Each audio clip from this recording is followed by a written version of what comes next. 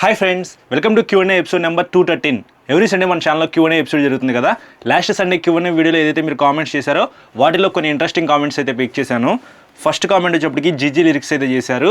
16th time asking engine oil అన్న, bike engine oil ఫ్రెష్గా వేయించి మనం ఆ బైక్ని వాడక పక్కన పెట్టినా సరే ఎన్ని డేస్కి ఇంజిన్ ఆయిల్ మార్చాలి.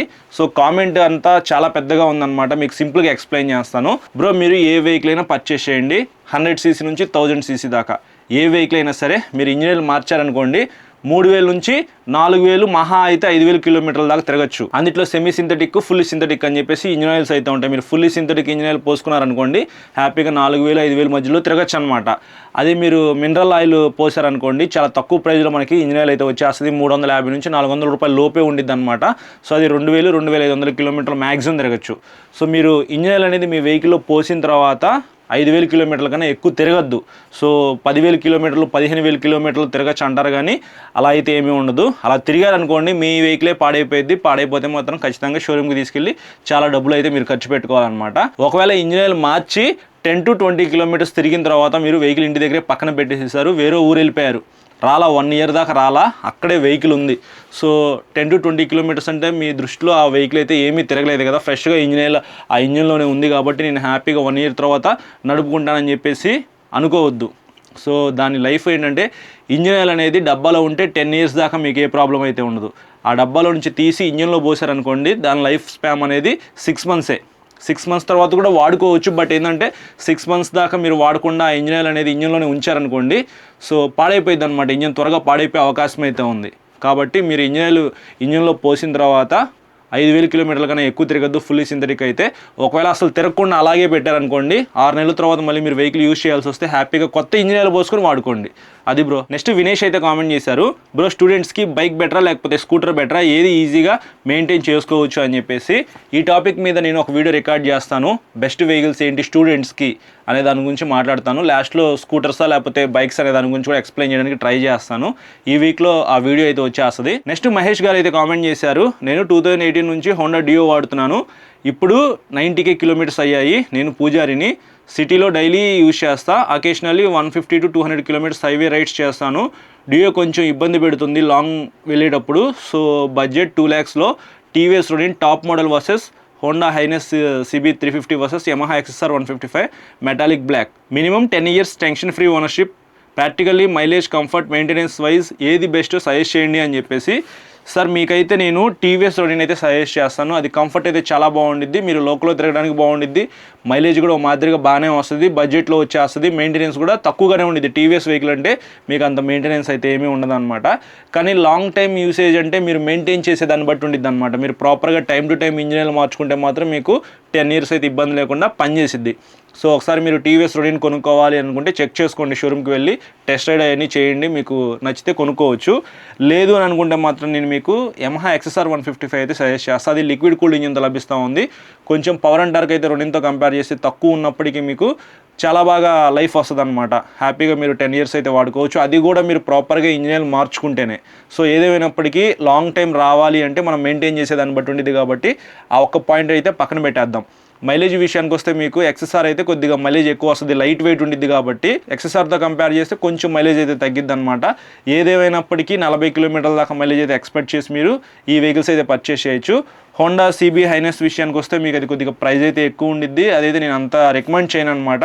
దాంతో కంపేర్ చేస్తే CB350 RS అయితే బాగుండిద్ది, బట్ మీ యూసేజ్కి ఆ వెహికల్ అయితే సెట్ అవ్వదు. నేనైతే మీకు రోనిన్ అయితే సజెస్ట్ చేస్తాను, అదైతే మీ వర్క్కి మీ యూసేజ్కి బెస్ట్ అనిపిస్తుంది నాకు. నెక్స్ట్ శ్యామ్ సుందర్ అయితే కామెంట్ చేశారు, ఇక్కడ మీరు చూడొచ్చు, sorry for the long comment, no issue bro, సింపుల్గా ఎక్స్ప్లెయిన్ చేస్తా చూడండి. అన్న నాకు 125 to 250cc మధ్యలో ఒక మంచి బైక్ కావాలి, it should be between sportier and off road looks. So స్పోర్టియర్గా ఉండాలి, ఆఫ్ రోడ్ లుక్స్లో ఉండాలి, అలాగే మైలేజ్ రావాలి, కొంచెం హైట్ ఉండాలి, బికాజ్ మనోడు 5'10" హైట్ అనమాట. ఎక్స్పల్స్ 210 అనుకున్నారు కానీ దాంట్లో కొన్ని ప్రాబ్లమ్స్ ఉన్నాయి కాబట్టి స్కిప్ చేశారంట. So Apache RTX 300, Hero Xtreme 125 and 160R 2V 4V 2026 models. Xtreme 125లో టాప్ ఎడిషన్ మోడల్లో లాంగ్ సీట్ ఉందా అని చెప్పేసి. టాప్ ఎండ్ వేరియంట్లో లాంగ్ సీట్ అయితే లేదు, స్ప్లిట్ సీట్తో లభిస్తూ ఉంది. సో ఇదైతే మీరు స్కిప్ చేసేసేయచ్చు. ఇంకా హీరో ఎక్స్ట్రీమ్ 125తో కంపేర్ చేస్తే 160R కూడా కంపేర్ చేస్తే మీకు ఖచ్చితంగా 200 అయితే చాలా బాగుండిద్ది. నేనైతే మాత్రం మీకు హీరో ఎక్స్పల్స్ 200 అయితే సజెస్ట్ చేస్తాను. లేదు అని అనుకుంటే మాత్రం టీవీఎస్ అపాచీ RTX 300 అయితే బెస్ట్ ఆప్షన్ అవుతుంది. 2,50,000 నుంచి 2,80,000 రూపాయల లోపు టీవీఎస్ అపాచీ RTX అయితే వచ్చేస్తుంది. 300cc వెహికల్ అనమాట. సో అది మీరు ఎలాంటి చోటకైనా వేసుకొని వెళ్ళిపోవచ్చు. మీకు మంచి సస్పెన్షన్, మంచి టైర్స్, మంచి గ్రౌండ్ క్లియరెన్స్తో ఆ వెహికల్ అయితే లభిస్తూ ఉంది. చాలామంది అపాచీ RTX 300 మీద వీడియో కూడా అడుగుతున్నారు. షోరూంలో ఎక్కడ లేవు బ్రో, వెహికల్స్ అయితే రావట్లేదంట. 100 బుకింగ్లు ఉన్నాయనుకోండి, 2-3 పంపిస్తున్నారంట. ఎవరైతే ఫస్ట్ బుక్ చేసుకున్నారో వాళ్ళకైతే డెలివరీస్ ఇస్తున్నాం. కానీ అక్కడ షోరూంలో చూడటానికి కానీ అలాంటి ఆప్షన్స్ అయితే ఏమీ లేవంట ప్రస్తుతానికి. టీవీఎస్తో ఇదే మైనస్, నేను లాస్ట్ Q&Aలో కూడా చెప్పాను అనమాట. సో ఆర్డర్స్ ఎక్కువ ఉన్నప్పుడు కంపెనీ అయితే తయారు చేయదు. తర్వాత ఎవరైతే కొనుక్కుందాం అనుకున్నారో వాళ్ళు వేరే వెహికల్స్ పర్చేస్ చేసిన తర్వాత వెహికల్స్ అయితే ఖాళీగా షోరూంలో ఉంటాయి. సో ఇది పరిస్థితి. వెహికల్ రాగానే ఖచ్చితంగా రివ్యూ చేస్తాను, ఎందుకంటే బడ్జెట్లో best vehicle TVS Apache RTX 300 కదా. చాలామంది వీడియోస్ అయితే చేస్తున్నారు, మనం చేయలేదు. మీ అందరికీ ఇంకా క్లియర్గా ఎక్స్ప్లెయిన్ చేస్తాను అర్థమయ్యేలాగా. కొంచెం వెయిట్ చేయండి. వెహికల్ రాగానే నేనైతే అసలు వదిలిపెట్టను, వీడియో అయితే చేసేస్తాను. లేదు కాబట్టి నేను ఆగుతున్నాను అనమాట.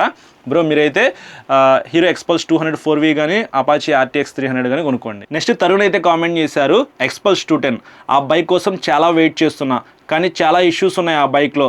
బట్ 2026 మోడల్లో అప్డేట్ వస్తే తీసుకోవచ్చా? Any suggestions like the same bike? Bro hero Xpulse 210 చాలా ఇష్యూస్ ఉన్నాయి, నిజమే. ఎవరైతే వెహికల్స్ పర్చేస్ చేసిన వాళ్ళు ఉన్నారో సో వాళ్ళైతే షోరూమ్స్కి వెళ్ళి ప్రాబ్లమ్స్ అయితే ఫేస్ చేస్తున్నారు, రెక్టిఫై అయితే చేసుకుంటున్నారు. ఖచ్చితంగా ఏదైతే ప్రాబ్లం ఉందో అది హీరో కంపెనీ వాళ్ళు సాల్వ్ చేస్తారు. ఆ బడ్జెట్లో 210ccలో best adventure vehicle Hero Xpulse 210 అనమాట. మీకు తక్కువ ప్రైజ్లో వచ్చేస్తూ ఉంది. మరీ అంత పవర్ అండ్ టార్క్ ఎక్కువ ఉండదు, తక్కువ ఉండదు, మనకి ఎంత కావాలో అంతే ఉండిద్ది. HD అడ్వెంచర్తో కంపేర్ చేసుకున్నా, లేకపోతే అడ్వెంచర్ 250తో కంపేర్ చేసుకున్నా మనకి లాంగ్ ట్రావెల్ సస్పెన్షన్ అనమాట. సస్పెన్షన్ పరంగా అసలు మీరు డిసప్పాయింట్ అయితే అవ్వరు. కానీ ప్రాబ్లమ్స్ అయితే ఉన్నాయి. ప్రస్తుతానికి కొద్దిగా వెయిట్ చేయండి. 2026 మోడల్ హీరో వాళ్ళు అప్డేట్ చేసి లాంచ్ చేస్తారు. వెహికల్స్ అయితే ఖచ్చితంగా షోరూమ్కి వస్తాయి. ఏదైనా న్యూస్ తెలిస్తే మాత్రం ఇట్లా Q&Aలో మీకు అప్డేట్ ఇస్తాను, లేకపోతే కొత్త వెహికల్ రాగానే నేను రివ్యూ చేస్తాను. దాంట్లో ఇంకా క్లియర్గా మీకు ఎక్స్ప్లెయిన్ చేయడానికి ట్రై చేస్తాను. నెక్స్ట్ ప్రకాష్ అయితే కామెంట్ చేశారు, బ్రో HD స్క్రామ్లర్ తీసుకుందాం అనుకుంటున్నా, ప్రోస్ అండ్ కాన్స్ చెప్పు బ్రో, ఇజ్ ఇట్ వర్త్ అని చెప్పేసి. వెహికల్ అయితే చాలా బాగుంది, పెర్ఫార్మెన్స్ బాగుంది. కటార్ ఇంజిన్ అయితే మనకి ఆ వెహికల్లో యూజ్ చేశారు కాబట్టి పాత వెహికల్తో కంపేర్ చేస్తే చాలా వరకు ఇంప్రూవ్మెంట్స్ అయితే జరిగినాయి అనమాట. ప్రోస్ అండ్ కాన్స్ గురించి వీడియో రికార్డ్ చేస్తాను, దాంట్లో ఇంకా ఇన్డెప్త్గా మాట్లాడుకుందాము, మీరు ఆ వెహికల్ కొనుక్కోవాలా వద్దా అని చెప్పేసి. అసలు కాన్స్ ఏమేమి ఉన్నాయో నేను మీకు క్లియర్గా ఎక్స్ప్లెయిన్ చేస్తాను. దాన్ని బట్టి మీరు ఆ వెహికల్ చూస్ చేసుకోవాలా లేకపోతే స్కిప్ చేయాలి అనేది మీకు క్లారిటీ వస్తుంది. నెక్స్ట్ సృజన అయితే కామెంట్ చేశారు, డ్యూక్ 200 బైక్ 2026లో మళ్ళీ అప్డేట్ అయ్యే ఛాన్స్ ఉందా bro? Like quick shifter add చేస్తారా or bike design total change చేస్తారా లైక్ 250 స్టైల్లో అని చెప్పేసి. యాక్చువల్లీ 250 స్టైల్లో డ్యూక్ 200 వచ్చింది అనుకోండి, డ్యూక్ 250 అయితే ఎవరు పర్చేస్ చేయరు. ప్లస్ దాంట్లో మళ్ళీ క్విక్ షిఫ్టర్ ఇచ్చారనుకోండి, ఇంకా మనకి తక్కువ ప్రైస్లో డ్యూక్ 200 అయితే వస్తుంది కాబట్టి డ్యూక్ 250 అయితే ఎవరు పర్చేస్ చేయరు. కాబట్టి ప్రస్తుతానికి డిజైన్ అయితే అదే ఉండిద్ది. మేబీ ఇంకొక 1 year or 2 years తర్వాత మార్చొచ్చేమో. లెక్క ప్రకారంగా అయితే డిజైన్ మార్చాలి, మరి ఎందుకు మార్చలేదో నాకైతే ఐడియా లేదు. డ్యూక్ 160, డ్యూక్ 200 సేమ్ అదే డిజైన్ లభిస్తూ ఉంది. కొద్దిగా పవర్ అండ్ టార్క్ తక్కువ కావాలి, మైలేజ్ కావాలి అనుకున్న వాళ్ళు డ్యూక్ 160 పర్చేస్ చేస్తారు. పెర్ఫార్మెన్స్ కావాలనుకున్న వాళ్ళు డ్యూక్ 200 పర్చేస్ చేస్తారు. ప్రస్తుతానికి ఆ రెండు వెహికల్స్ అయితే అలా ఉన్నాయి. క్విక్ షిఫ్టర్ అయితే ఏమీ యాడ్ చేయరు. Ride by wire technology quick shifter add చేశారనుకోండి, డ్యూక్ 250 ఎవరు పర్చేస్ చేయరు కదా. సో కొంచెం మనీ యాడ్ చేసుకుంటే best value for money vehicle Duke 200తో కంపేర్ చేసుకుంటే ఖచ్చితంగా డ్యూక్ 250 అనమాట. ఇంకా పెర్ఫార్మెన్స్ కావాలి తక్కువ ప్రైజ్లో అనుకుంటే డ్యూక్ 350 అయితే ఉంది, అది కూడా మీరు కన్సిడర్ చేసుకోవచ్చు. రివ్యూస్ అయితే పెండింగ్లో ఉన్నాయి, వాటిని కూడా రివ్యూ చేస్తాను, అప్పుడు ఇంకా క్లియర్గా ఎక్స్ప్లెయిన్ చేయడానికి ట్రై చేస్తాను నేను. నెక్స్ట్ అభి అయితే కామెంట్ చేశారు, unicorn 160R XSR 155 which one is best as a first bike at the age of 22? Bro me age చాలా చిన్నదన్నమాట. యూనికాన్ అయితే 40+ ఏజ్ ఉన్న వాళ్ళకి పర్ఫెక్ట్గా సెట్ అయిపోయింది. అప్పుడు ఏంటంటే ఎక్కువ స్పీడ్ అయితే వెళ్ళరు, వాళ్ళకి మంచి మైలేజ్ అయితే కావాలి. సో ఇప్పుడు మీరు చిన్న ఏజే కాబట్టి యమహా XSR 155 అయితే పర్చేస్ చేయండి. లైట్ వెయిట్ ఉండిద్ది, మంచి మైలేజ్ అయితే వస్తుంది. లాంగ్ టైం అయితే మీరు ఆ వెహికల్ అయితే యూజ్ చేసుకోవచ్చు. ఇంకా స్టైలిష్ లుక్స్లో కూడా మీకు XSR అయితే వచ్చేస్తుంది కాబట్టి నేనైతే మీకు ఈ వెహికలే సజెస్ట్ చేస్తాను. నెక్స్ట్ హర్ష అయితే కామెంట్ చేశారు, hello bro, I'm planning to buy A bike like Apache RTR 164V and Yamaha XSR 155. Which one is best to buy? Bro రెండు వెహికల్స్ కూడా బెస్ట్ వెహికల్స్ అనే చెప్పుకోవచ్చు. అపాచీ RTR 164Vలో చాలా వరకు అప్డేట్స్ అయితే చేశారు. మీకు లాంగ్ హ్యాండిల్ బార్ కానీ, హెడ్లైట్ డిజైన్ కానీ, కన్సోల్ కూడా అప్డేట్ చేశారు, సింగిల్ సీటు, ఫ్యామిలీకి ఉపయోగపడిద్ది, మెయింటెనెన్స్ అయితే చాలా వరకు తక్కువ ఉండిద్ది, ఆయిల్ కూల్డ్ ఇంజిన్ అయితే ఇచ్చారు కాబట్టి లాంగ్ వెళ్ళడానికి కూడా ఉపయోగపడిద్ది, ఆల్రౌండర్ వెహికల్ అని చెప్పుకోవచ్చు. ఇంకా యమహా XSR 155 విషయానికి వస్తే ఇది మీకు లైట్ వెయిట్ అయితే ఉండిద్ది, లిక్విడ్ కూల్డ్ ఇంజిన్తో లభిస్తూ ఉంది. లాంగ్ వెళ్ళడానికి కూడా ఈ వెహికల్ కూడా బాగుండిద్ది, కానీ ఫ్యామిలీకి అంత కంఫర్ట్ అయితే ఉండదు అపాచీ వెహికల్తో కంపేర్ చేసుకుంటే. మంచి సస్పెన్షన్ ఇచ్చారు, మంచి డిజైన్లో మీకు XSR అయితే లభిస్తూ ఉంది. 2 షోరూమ్స్కి వెళ్ళండి, రెండింటిని టెస్ట్ రైడ్ చేయండి. నాకైతే మాత్రం లైట్ వెయిట్ ఉండాలి, పెర్ఫార్మెన్స్ బాగుండాలి, మంచి మైలేజ్ రావాలి అని అనుకుంటే మాత్రం ఖచ్చితంగా నేనైతే XSR 155 చూస్ చేసుకుంటాను. సో మీకు కూడా అలాంటి మైండ్ సెట్ ఉంటే మాత్రం XSRకి వెళ్ళిపోండి. ఫ్యామిలీకి కూడా ఉపయోగపడాలి, నేను పిలియన్ రైడర్తో కూడా లాంగ్ వెళ్తూ ఉంటాను, నాకు ఆయిల్ కూల్డ్ ఇంజిన్ సరిపోయిద్ది, కొద్దిగా మెయింటెనెన్స్ తక్కువ ఉన్నా పర్వాలేదు అని అనుకుంటే మాత్రం మీరు అపాచీ RTR 164 తీసుకోండి. అందులో మీకు adjustable clutch and break levers కూడా ఉంటాయి. నెక్స్ట్ సతీష్ అయితే కామెంట్ చేశారు, బ్రో నేను MT-15 యూస్ చేస్తున్నా, అప్డేట్ అవుదాం అనుకుంటున్నా, డ్యూక్ 250కి పర్చేస్ చేద్దాం అనుకుంటున్నా, నీ ఒపీనియన్? బ్రో MT-15 వెహికల్లో వచ్చినంత మైలేజ్, ఆ వెహికల్కి ఉన్నంత వెయిట్ డ్యూక్ 250లో అయితే ఉండదు. అది కొద్దిగా వెయిట్ ఎక్కువ ఉండిద్ది, అలాగే మైలేజ్ తక్కువ వస్తుంది. సో మీరు యూజ్ చేస్తున్న వెహికల్ మంచి వెహికల్ అనమాట. మీరు ఆ వెహికల్ అప్డేట్ అయ్యి డ్యూక్ 250 కొనుక్కోవడంలో తప్పే లేదు. అందులో క్విక్ షిఫ్టర్ అయితే ఉండిద్ది.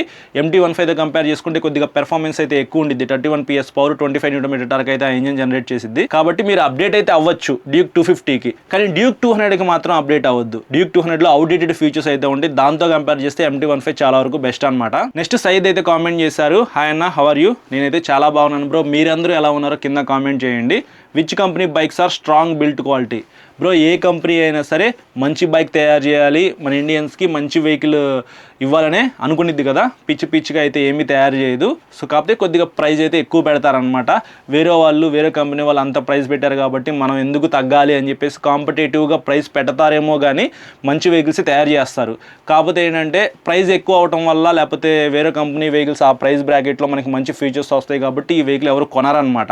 అందుకే ఆ వెహికల్స్ అయితే సక్సెస్ అవ్వవు. ఏదేమైనప్పటికీ అన్ని కంపెనీస్ వెహికల్స్ కూడా మంచిగా అయితే తయారు చేస్తూ ఉండిద్ది అనమాట.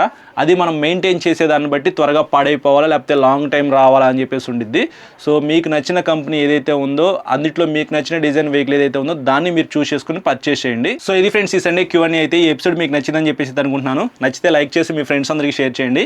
మీకు ఏమైనా డౌట్స్ ఉన్నాయనుకోండి ఈ వీడియో కింద కామెంట్ చేయండి, నెక్స్ట్ సండే పిక్ చేసి ఆన్సర్ చేస్తాను. అలాగే ఇంకా మీరు మన ఛానల్ సబ్స్క్రైబ్ చేయకుండా చూసినట్లయితే ఇప్పుడే సబ్స్క్రైబ్ చేసుకుని పక్కన బెల్ ఐకాన్ అయితే క్లిక్ చేసి పెట్టుకోండి. నేను వీడియో పెట్టిన వెంటనే మీకు నోటిఫికేషన్ వస్తుంది. Thank you.